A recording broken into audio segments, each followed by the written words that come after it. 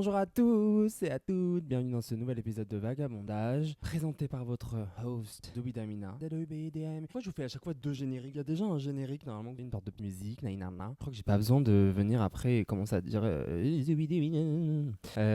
comment allez-vous? Je vous préviens tout de suite cet épisode, j'ai l'impression que je vous dis ça à chaque fois, mais en fait je suis hyper, pourquoi j'ai pris un an que ça, overwhelmed, genre je me sens too much et je pense que cet épisode je vais peut-être l'utiliser aussi pour me calm down bitch. Je me sens en fait, disons les choses, on est en juillet donc ça fait janvier, février, mars, avril, mai, juin, juillet, ça fait 7 mois qu'on est en 2026. J'ai l'impression que ma vie, je n'ai rien fait de ma vie en fait cette année. Enfin en vrai je sais pas si j'ai rien fait mais j'ai envie, en fait ma vie elle est trop fluctuante en ce moment. Déjà je suis complètement instable, j'ai l'habitude mais complètement instable, c'est à dire pas de job, voilà, on va arrêter de le répéter.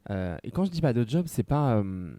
Déjà, je pense qu'il faut que j'arrête de dire pas de job. C'est-à-dire au bout d'un moment, genre. Surtout pas de manière d'avoir une rentrée d'argent régulière sans devoir me dire ah putain, c'est un peu galère. Voilà. Sachant que je suis privilégié et que si si j'en ai envie, j'ai la possibilité de demander à des gens de m'aider quoi. Mais j'en ai pas envie et en fait, et au-delà de pas en avoir envie, c'est que en vrai ça va. Je suis pas. Enfin bref, j'ai le chômage quoi, je suis au chômage. Mais c'est juste, j'essaye vraiment de. En fait, j'ai envie de gagner en indépendance dans ma vie. Et quand je dis indépendance, c'est pas individualisme, mais c'est genre vraiment, j'ai envie de pouvoir me dire, ah ok, je me réveille le matin, je fais des trucs que je kiffe. Et le problème qui me fait chier, c'est que c'est très difficile de faire comment on appelle ça, un emploi du temps, de réussir à se réveiller tôt, de pas se coucher trop tard. Et en même temps, j'ai l'impression que quand il fait nuit, c'est le moment où moi je suis genre un peu apaisé et tranquille. Et la vérité, c'est que c'est même pas vrai parce que j'ai du mal à dormir parce que ça me donne un peu de l'anxiété de dormir. Ça a toujours été un truc compliqué moi pour moi de dormir. Et bref, je suis rentré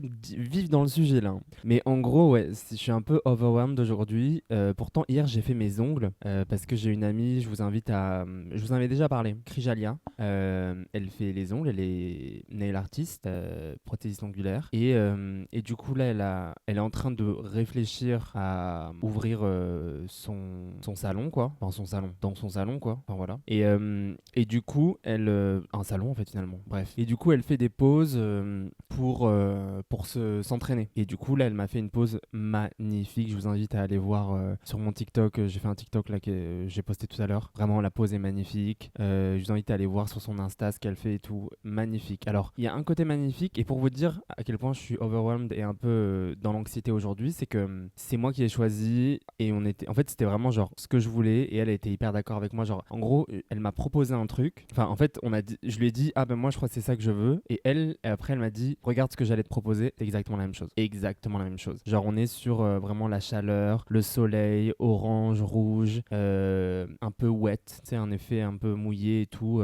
Quelques strass dorées, mais très, on adore. Genre, vraiment très chaud, très cunt, genre stiletto. Enfin, bref. À la base, j'avais pensé à faire un truc court, mais voilà, on a fait du stiletto. Et je kiffe. Sauf que ce matin, je me suis réveillé, je me suis dit, pourquoi on dirait que mes ongles, c'est genre un sponsor McDo, genre. Et en plus, je boycotte McDo, moi je consomme pas McDo, enfin bref, et qui participe au génocide des Palestiniens qui le financent. Et du coup, je me suis réveillé, je me suis dit, j'ai commencé à avoir mal au ventre en me disant, mais oh, mon Dieu, c'est pour se dire, c'est juste de l'anxiété, parce que personne va me dire ça. Mais j'ai commencé à me dire, mon Dieu, mais est-ce qu'il y a des gens qui vont dire que genre je soutiens McDo? Et j'étais en mode, mais c'est pas possible. Bref, et après j'étais en mode, ah ça fait un peu ketchup moutarde. Alors que hier, j'étais fan de mes ongles. Alors après, je suis rentré très tard hier, donc j'ai pas eu le temps de les apprécier. Mais et je pense que c'est toujours, tu sais, le moment où il y a le changement et t'es un peu en mode genre, mon Dieu, mais qu'est-ce que j'ai fait Et je sais pas, je me suis réveillé ce matin, je me suis réveillé ce matin. Je me suis réveillé beaucoup trop tard, je me suis réveillé, il était presque 13h. En fait, je me suis réveillé à 9h, j'avais mis un réveil à 8h30, donc je me suis réveillé à 8h30, 9h. Et après, je me suis rendormi et insupportable. À la base, je savais que j'allais me réveiller tard parce que j'arrivais pas à dormir, donc je me suis dit, je vais dormir avec ma seule porte-fenêtre volée ouverte. Comme ça, comment on appelle ça, je vois la lumière dès qu'il commence à faire de la lumière. Le soleil se lève, hop, je me réveille. Sauf qu'en fait, il y avait de la lumière, il y avait tu sais, des lumières artificielles, quoi. Donc en fait, j'étais trop éclairé et j'arrivais pas à dormir. Et je me suis dit, allez, ferme, parce que voilà, moi j'ai besoin d'être dans le noir pour dormir. Et ben en fait, je suis resté dans le noir jusqu'à pratiquement 13 heures, insupportable en fait. Et du coup après tu culpabilises, t'as mal au ventre, la productivité, la société capitaliste, il est 13 heures, les gens ont une vie, ils ont déjà fait plein de trucs et toi t'as rien fait et t'es qu'une merde, blablabla et tu vas mourir. Donc voilà en gros la conclusion. Et c'est insupportable ce genre de truc. C'est de l'anxiété quoi et ça me fait chier parce qu'en plus je ressens beaucoup l'anxiété. Pourquoi? Parce que j'ai recommencé à me dire, alors vous allez me dire, t'étais pas censé écrire. J'écris, ça fait longtemps que j'ai pas écrit là, j'avoue, quelques semaines. Pardon, c'est pas vrai, je crois la semaine dernière j'ai écrit. Mais j'aime bien faire déjà plusieurs trucs et en plus je me suis dit genre que tu kiffes faire c'est aussi faire de la musique. Donc genre fais-le quoi. Et en fait, ah oui, parce que je sais pas si je vous en avais parlé mais dans le dernier épisode, mais en gros j'ai contacté une artiste dont je vais pas dire le nom juste parce que en fait il est probable que du coup je ne fasse pas ce truc là, mais en gros c'est une artiste que moi j'aime beaucoup et tout, mais qui proposait une sorte de formation, pas une formation mais une sorte d'accompagnement pour les artistes indépendants. Et en fait moi j'ai pas l'argent pour payer cette formation, comme bah, vous pouvez vous en douter. Et du coup j'étais un peu en mode bon bah je vais le faire mais le mois d'après, et j'en ai discuté avec une amie et je lui ai fait lire le mail que j'ai envoyé à cette artiste pour lui expliquer un peu mon projet d'EP. Et en fait ma pote m'a dit mais t'as tout, enfin genre qu'est-ce que tu attends exactement de cette personne, tu vois. Et en fait comme je l'écris dans mon mail, moi ce qui me gêne c'est ma solitude, c'est à dire que je suis seul. J'ai la sensation que je n'ai personne autour de moi avec qui je peux faire de la musique et avec qui je peux apprendre des choses aussi. Enfin voilà, il y a un truc où j'ai la sensation c'est moi qui tire ma locomotive quoi, qui est aussi normal, mais voilà, une solitude en tout cas. J'ai besoin de ressentir un peu d'être entouré et tout par des gens qui font de la musique. Et le souci c'est que bah, comme c'est pas le cas, ça m'a un peu un peu saoulé. Et du coup je me suis dit vas-y je vais remplir son formulaire et aussi parce que j'aime ce que cet artiste propose. Et en fait bah, finalement j'ai pas l'étal quoi, donc j'ai pas l'étal pour payer ça. Et en montrant le mail comme je vous ai dit, ma pote elle m'a dit mais Mago genre t'as tout, genre là ton projet il est écrit, genre tu as tout ce qu'il te faut. Et je lui disais oui mais il y a des trucs que je sais pas faire et tout. Elle me dit ok mais il y a des tutos YouTube, il y a des trucs que tu peux apprendre, t'as pas besoin de payer en fait, genre. Et en fait elle avait raison quoi. Mais je pense que j'étais dans un endroit où encore une fois genre moi j'ai beaucoup de mal à me faire confiance et j'ai beaucoup de mal à comment dire, à être déterminé. J'ai aucune détermination dans la vie, que ce soit clair. C'est à dire que quand ça devient un petit peu trop compliqué, en fait c'est bizarre ce que je veux dire mais une petite étape ça me demande tellement d'énergie que parfois quand je vois le gros cheval, n'a pas de sens ce que je raconte, mais la grosse montagne devant moi, je suis un peu en mode genre ok bon, vraiment hors de question. C'est pas hors de question mais ça me fatigue déjà quoi, ça me donne de l'anxiété, j'arrive plus à bouger et en fait aussi ce qui est relou, j'en ai fait un TikTok drôle la dernière fois où je disais genre ça fait quoi d'avoir grandi avec des gens qui te soutiennent et qui te disent qui te soutiennent quoi. Et en fait moi dans ma vie c'est pas été le cas sur mon côté artistique. On m'a toujours dit que c'était de la merde, que c'était pas c'est pas forcément que c'était de la merde mais en tout cas c'était pas pour moi, qu'il fallait pas que j'aille là-bas, que j'allais dans le mur, et du coup c'est très compliqué quand t'as enregistré tout ça de te donner la force de dire ok bah en fait là il y a personne qui croit en moi à part moi, mais je vais y aller et je vais y arriver et c'est sûr qu'un jour j'y arriverai.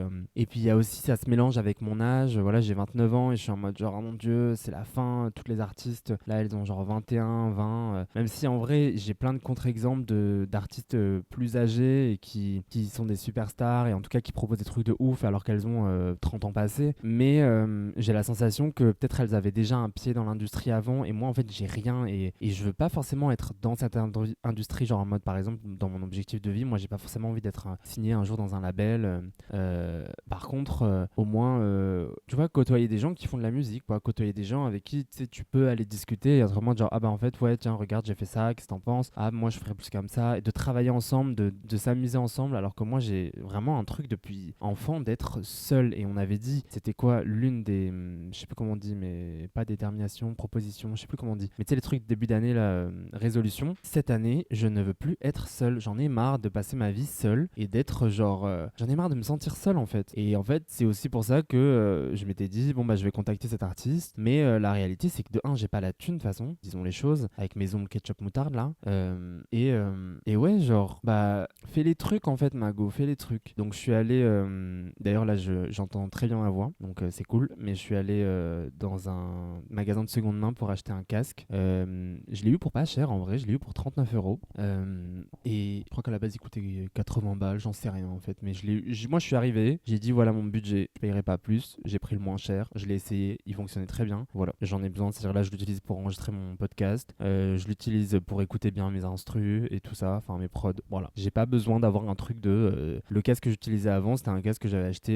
que ma mère avait acheté chez Action, je pense, ou Jiffy, il y a vraiment des années et qu'il m'allait très bien. Il s'est juste complètement détruit, donc je peux plus l'utiliser et le fil ne fonctionnait plus. Mais du coup, voilà. Genre, en fait, je me suis dit, l'argent, c'est bon. L'argent, ça fait les trucs, mais en fait, c'est pas en payant que. En fait, fais les trucs. Mais c'est hyper compliqué parce que j'ai la sensation d'avoir ce truc qui m'empêche, en fait. Et c'est horrible parce que, genre, tu sais, c'est très genre pick me et tout, mais un truc comme dans mon ventre qui m'empêche, un truc qui me bouffe. Et c'est relou, je déteste parce que je le connais, ce monstre dans mon ventre qui. Et ce monstre, c'est un homme blanc cisgenre hétéro CSP+.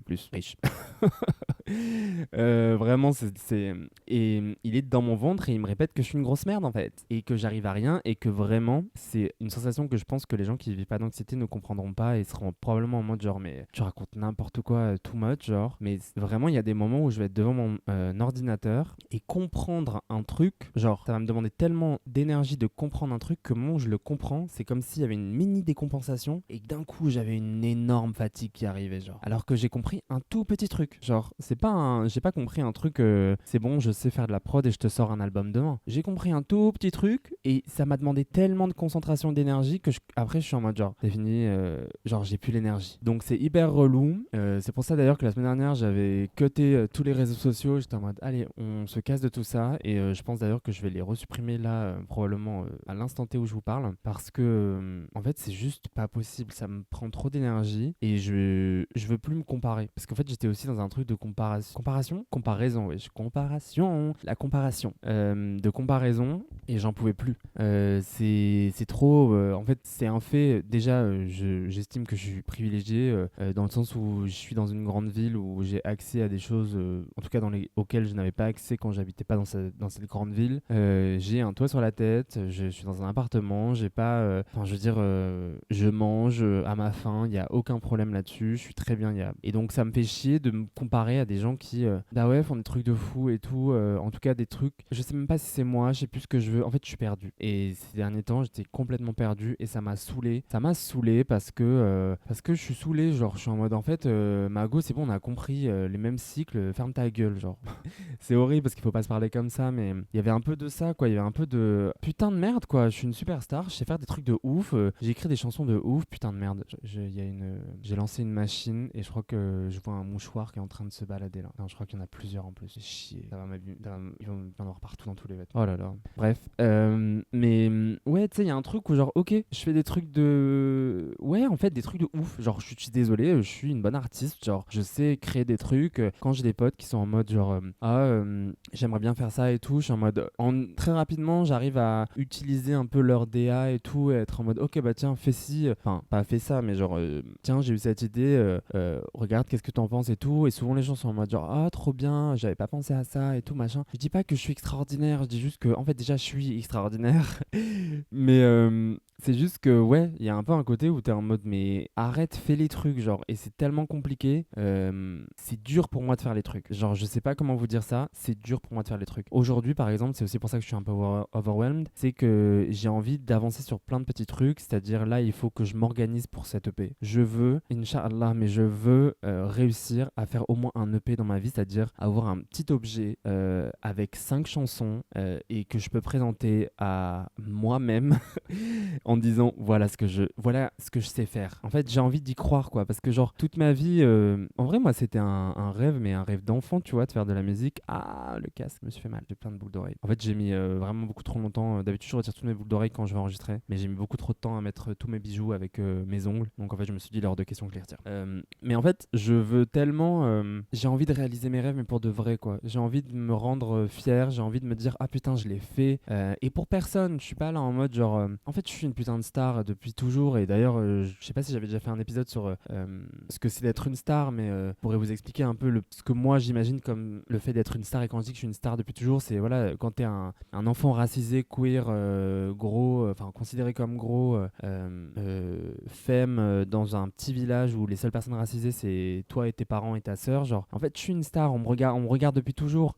Quand je marche dans la rue avec ma sœur, on nous regarde en fait. Mais je sais pas comment vous dire. Juste, on existe et on nous nous regarde. Genre, on est des stars dans le sens où en fait, peut-être que surtout où on a grandi, c'est-à-dire qu'on était les seules personnes qui nous ressemblaient, tu vois. Donc en fait, il y a aussi un truc de, tu grandis avec ce truc de tout le monde te regarde, tout le monde te juge, tout le monde te critique, tout le monde a quelque chose à dire, une histoire à raconter sur toi, qui n'est souvent pas vrai. Et du coup, t'as un peu ce truc d'être une star. La seule chose, c'est que tu gagnes pas d'argent avec ça, mais on te met sur ce piédestal un peu de manière négative. Et en fait, ta seule manière de pouvoir l'utiliser, enfin, de pouvoir ne pas crever, en fait, c'est de l'utiliser de manière positive. Et donc, toi-même, tu vas commencer à dire, bah oui, en fait, je suis une putain de diva, je suis une putain de star. Moi, depuis que je suis enfant, on me dit que je suis une diva.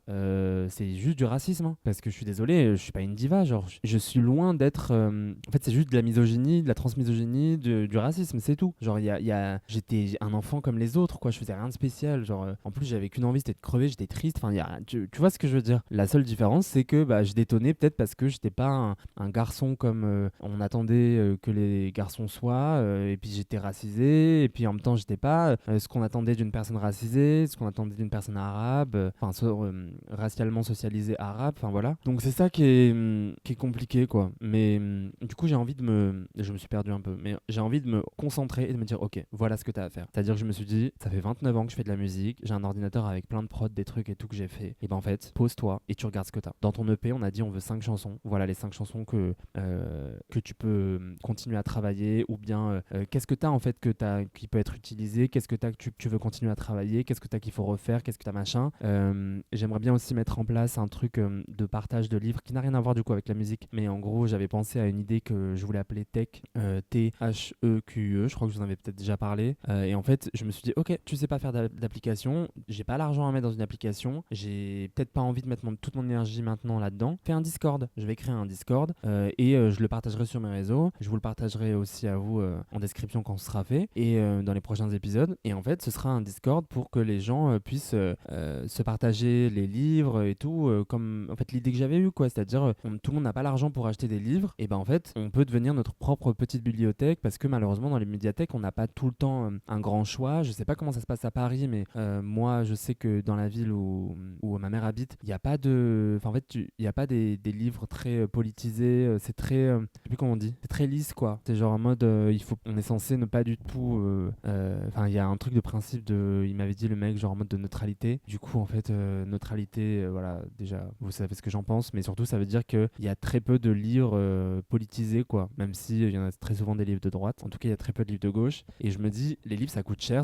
Un livre, ça peut coûter minimum 20 balles. Bah, en fait, au lieu d'aller les acheter, même s'il y en a qui sont comment on appelle ça, en réduction, en seconde main, etc. Et ben en fait, un livre que j'ai lu, là, il est dans ma bibliothèque, ça sert à rien qu'il reste posé. Donc je me dis, pourquoi pas se le prêter entre nous? Parce qu'en même temps, moi, je sais qu'il y a des livres que j'ai pas, que j'ai lus et que je ne relirai peut-être pas, en tout cas pas maintenant, ou peut-être que j'ai pas encore lu, mais que je veux garder parce que je trouve que c'est des livres importants que je puisse transmettre à des gens que je connais.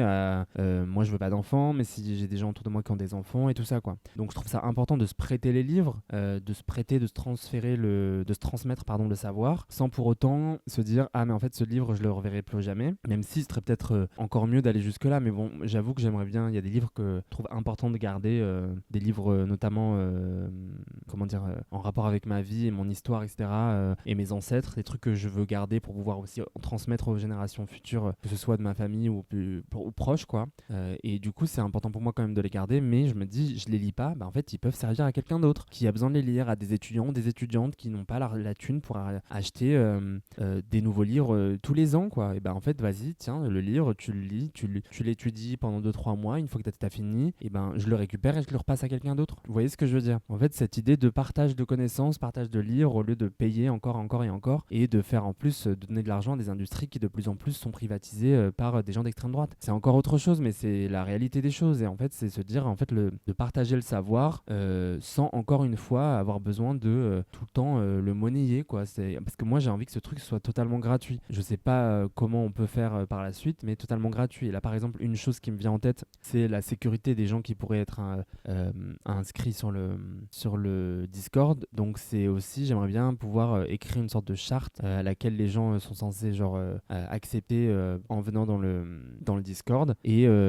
par exemple de préciser que l'échange de livres se fait uniquement en extérieur et en lieu public et de pas qu'il y ait des gens qui disent ah bah en fait viens chez moi je te passe le livre. Enfin bien sûr que ça va se faire, bien sûr qu'il y a des gens qui malheureusement le feront comme ça, mais en fait le fait de le préciser et aussi de dire aux gens genre ça reste un Discord, faites attention quoi, genre c'est une discussion, c'est un forum, on va pas dans le sens où faites attention les gens que vous rencontrez, on se connaît pas tous quoi, c'est garder, bien sûr qu'il y a une forme, je me dis que des gens qui veulent partager des livres, voilà, mais la vérité c'est qu'il y a des gens violents partout, il y a de la violence partout, donc faut faire attention quoi. Donc c'est ces choses là qu'il faut que je travaille, que je mette en place et en fait j'en ai marre de dire je veux faire des trucs et je les fais pas en fait, c'est ça qui me saoule, genre ça me rend triste parfois de pas réussir à faire les trucs, je sais pas à quoi c'est lié, peut-être à mon cerveau, j'ai du mal avec des trucs, mais en fait ok, genre là je suis sur terre, vas-y fais les trucs que t'as envie de faire en fait Mago, genre n'attends pas, il y a personne qui va venir te sauver, il y a personne qui va venir t'aider malheureusement, c'est la vie, il y a personne, donc c'est juste genre j'ai envie de faire les choses bordel de merde et j'ai envie d'être fier de moi, même si voilà je dis pas que ça va tout remettre en question et que si je le fais jamais, mais je sais pas, je trouverais ça cool de pouvoir me dire tu sais quoi, t'as jamais été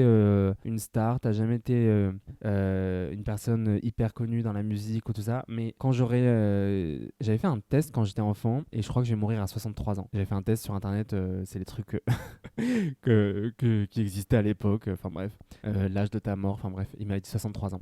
Mais je me dis, bah, à 63 ans, genre juste avant de mourir, si je peux dire, ah bah regardez, j'ai fait un EP qui s'appelle comme ça parle de ça. Et puis bref, genre je suis pas bête, j'ai des choses à dire aussi et je trouve que c'est important de réussir à trouver un médium où tu te sens à l'aise pour les dire. Et en fait, j'en ai marre, je suis pas bête, je suis pas une connasse, je suis pas... vas-y, je fais des trucs cool quoi. Et j'ai envie de le partager, voilà. Et j'ai envie de me le partager. En fait, j'ai envie de faire un truc, j'ai envie de le faire, c'est tout. J'ai envie de le faire en fait. J'ai envie de le faire, genre j'ai envie de sortir un EP, j'ai envie de le faire en fait. J'ai envie de le faire. Donc voilà. Et pour ça, il faut que je m'organise et que je travaille pour ça en fait. Et voilà, c'est un peu l'épisode. Donc là, je suis un peu overwhelmed comme je vous ai dit. Mais j'ai envie de le faire, bordel de merde. Donc je vais le faire en fait. Bref, donc voilà, c'est un peu le mood. Waouh, je me suis fait mal à la main. C'est le mood.